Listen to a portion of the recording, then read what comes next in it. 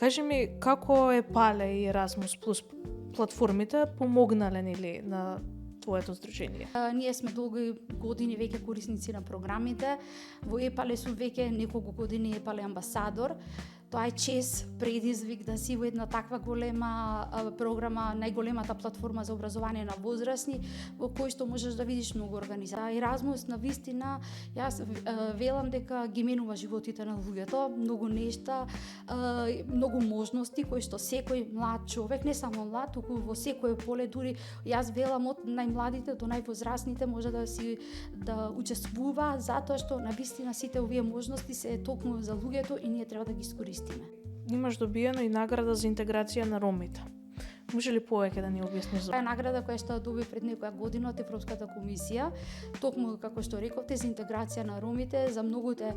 проекти кои што ги правиме, како што рековме за децата кои што доаѓаат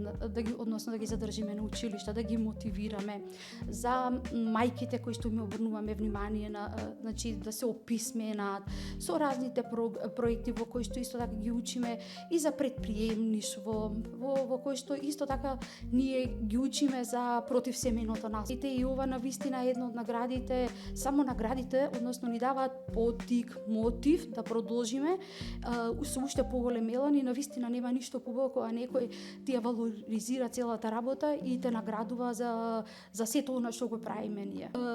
Потреба од самите волонтери, имавме претходно еден проект кој што исто го реализиравме и видовме дека ни недостасува младо девојче од 13-14 години и младите волонтери кај нас, што е многу важно, еве напоменувам, не се само роми, туку и другите етнички заедници, видовме дека ни недостига едно девојче и прашавме